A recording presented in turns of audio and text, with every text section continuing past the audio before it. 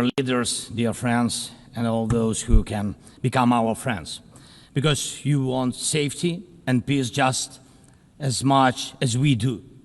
Today, no one but ourselves can guarantee security. Only strong alliances, only strong partners, and only our own weapons. The 21st century isn't much different from the past. If a nation wants peace, it still has to work on weapons. It's sick, but that's the reality. Not international law, not cooperation. Weapons decide who survives. Excellencies, you know perfectly well international law doesn't work fully unless you have powerful friends who are truly willing to stand up for it. And even that doesn't work without weapons. It's terrible, but without it, things would be even worse. There are no security guarantees except friends and weapons. No Ukrainian choice this kind of reality. And knowing our people, they would have chosen a different priority. Ukrainians are peaceful people, but they are people who want to live freely in their own independent country. That's why we invest in defense. For many nations, there is simply no other way left. Nations can speak about their pain from stages like this, but even during bloodshed, there isn't a single international institution that can truly stop it. That's how weak these institutions have become. What can Sudan or Somalia or Palestine or any other people living through war really expect from the UN or the global system? For decades, just statements and statements. And even everything happening in Gaza remains without a way out. Even now, Syria, after all the changes, still has to appeal to the world to ease the sanctions that are choking its economy. It has to ask and wait. Syria deserves stronger support from the international community. And as Russia's war against my country goes on, people are still dying every week. Yet there is no ceasefire because Russia refuses. Russia abducted thousands of Ukrainian children, and we have brought some of them back. And I thank everyone who's helped. But how long will it take to bring all of them home? Childhood slips away faster than adults are able to help. Look at Israel. Nearly 2 years have passed and hostages still haven't been freed. They must be freed, but even that still hasn't happened. And for years, there have been no real answers to other threats, either chemical weapons and famine used as a weapon. Last year, at this assembly, I warned the world about the risk of radiation disasters, especially due to Russia's occupations of our Zaporizhzhia nuclear power plant, the biggest in Europe, but nothing's changed. Nothing's. And yesterday, the plant went into blackout again, and Russia hasn't stopped shelling even in areas near a nuclear facility. And because of international institutions are too weak, this madness continues. Even being part of a long-standing military alliance doesn't automatically mean you are safe. Just recently, 19 simple Russian drones violated Polish airspace, and only 4 were shut down. Luckily, they were not Shaheeds or even worse. Otherwise, the results would have been horrific. Estonia had to call a UN Security Council meeting for the first time in history because Russian fighter jets deliberately entered its airspace. Moldova is defending itself again from Russia's interference. We are helping Moldova, and Russia's trying to do to Moldova what Iran once did to Lebanon. And the global response, again, not enough.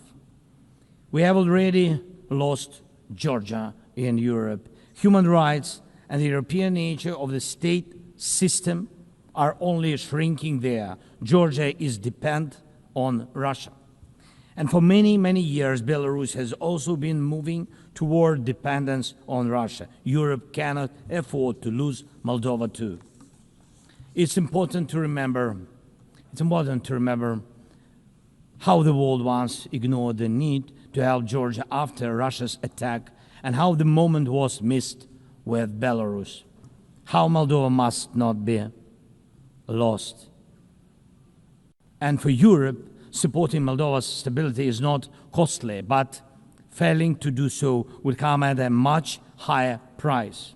That's why the EU needs to help Moldova now with funding and energy support, not just words or political gestures. We must not forget about protecting the rights of people and the rights of nations in regions where these rights are under threat. The UN Charter and the Universal Declaration of Human Rights must apply everywhere. But the Taliban in Afghanistan dragged a whole country back into the dark ages. Cartels in some Latin America countries are more powerful than the government there. This is all about collapse of international law and the weakness of the international institutions. And so it's about the rise of weapons. Weapons decide who survives. Excellencies, yesterday President Trump stood right here in this hall, and God saved him from a murder attempt during the campaign.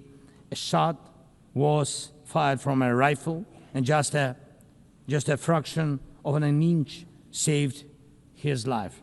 Just days ago, President, along with hundreds of thousands of Americans, honored the memory of Charlie Kirk. Sadly, his life was cut short by a bullet. Once again, violence with a rifle in hand. We also mourn the Ukrainian woman, Irina Zarutska.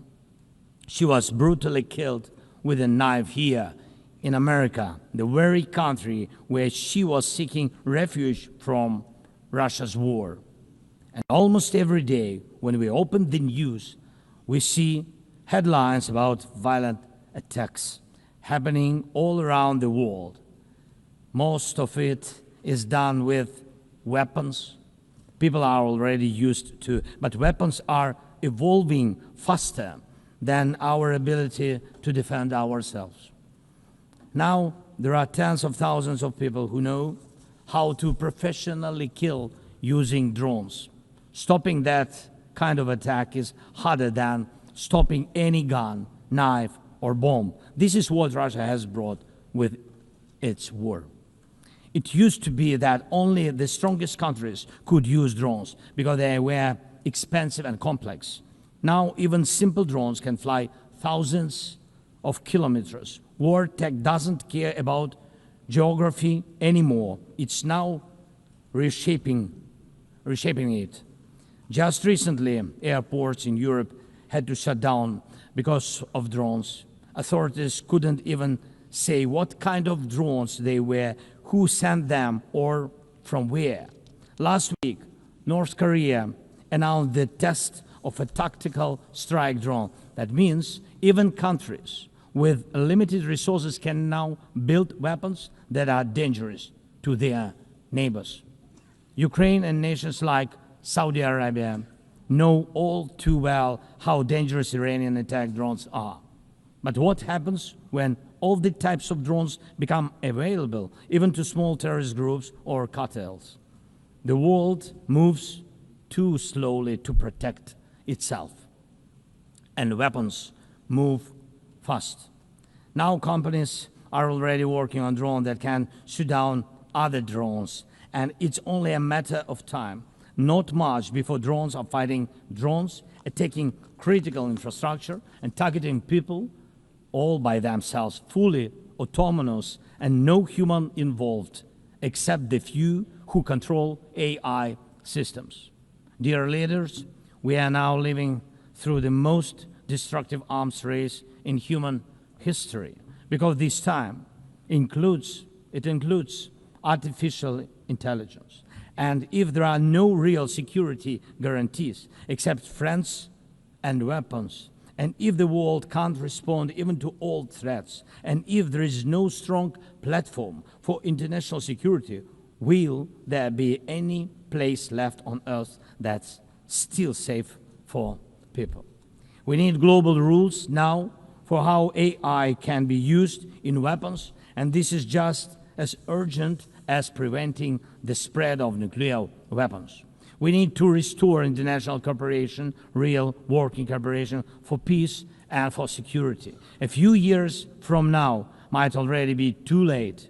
10 years ago, war looked different, and no one imagined that cheap drones could create dead zones, areas stretching for dozens of kilometers where nothing moves, no vehicles, no life. People used to imagine that only after a nuclear strike. Now it's drawn reality. Mass-produced, simple drones, and without AI yet. Ukraine doesn't have the big fat missiles dictators love to show off in parades, but we do have drones that can fly up to 2,000-3,000 kilometers. We had no choice but to build them to protect our right to life. Control over the sea used to depend on having a big navy. Ukraine doesn't have a big fleet, but we succeeded. In the Black Sea, we pushed what's left of the Russian navy into a remote base. And we did it with sea drones. That's how we protect our ports and maritime trade routes, because Russia has left us no other choice. And our spiderweb operation, when cheap drones destroyed or damaged dozens of expensive Russian strategic bombers, became a real example for special forces around the world of what new weapons can do to old systems. These very Russian bombers attacked our cities. And none of this would have happened if Putin had not started this full-scale aggression, full-scale war. And every year that this war goes on, weapons become even more deadly. And only Russia deserves to be blamed for this. Dear leaders, to protect lives, Ukraine builds underground schools and underground hospitals. To protect lives, we have to spend more on protecting power stations from drone and missile attacks than on building sports facilities or cultural infrastructure. Ukrainian farmers are learning how to protect their equipment from Russia's FPV drone strikes, and for them that challenge is far greater than climate change. Russia's war has put us in this situation, but do you have protection against similar threats? The facts are simple. Stopping this war now, and with it, the global arms race, is cheaper than building underground kindergartens or massive bunkers for critical infrastructure later. Stopping Putin now is cheaper than trying to protect every port and every ship from terrorists with sea drones. Stopping Russia now is cheaper than wondering who will be the first to create a simple drone carrying a nuclear warhead. So we must use everything we have together to force the aggressor to stop. And only then do we have a real chance that this arms race will not end in catastrophe for all of us. If it takes weapons to do it, if it takes pressure on Russia, then it must be done. And it must be done now.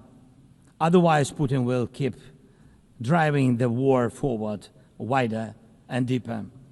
And we told you before, Ukraine is only the first, and now Russian drones are already flying across Europe, and Russian operations are already spreading across countries, and Putin wants to continue this war by expanding it, and no one can feel safe right now. So first, we are now building a new security architecture for ourselves. More than 30 countries are already part of our coalition. And we are strengthening army, launching joint weapons production with partners, and defining financial commitments for defense in a way that could become a security model for any other nation.